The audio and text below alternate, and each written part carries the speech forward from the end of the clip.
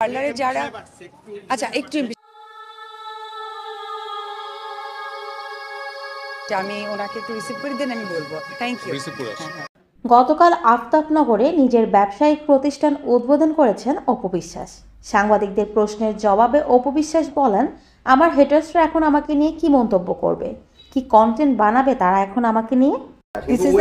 This is the first time আমি আমার হেটার্সদের উদ্দেশ্যে একটা সুখবর দিতে চাই। আমি একদিনে এক ছাদের নিচে 3টা ফিতা কেটেছি। এটা আপনার নিজে, সেটা ওরা এখন কি উত্তর দিবে? ওনারা কন্টেন্ট বানাক যে 3টা ফিতা কেটেছে, এখন কি বলবে? অপু বিশ্বাস ফিতা কাটতে গেলেন। অপু বিশ্বাস আরও বলেন, আমার প্রত্যেকটি কাজের উপর শাকিব খানের ভরসা আছে।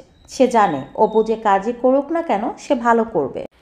এদিন অপু বিশ্বাস একসাথে 3টা ব্যবসায়িক প্রতিষ্ঠান চালু করেছেন এবং তিনি জানিয়েছেন নায়িকা হিসেবে সে এতদিন যাই কাজ করে থাকুক না কেন এখন সে ভবিষ্যতের জন্য তো তাকে কিছু করতে হবে, আর সে চিন্তা করেই উনি এখন এই ব্যবসাটা চালু করেছেন।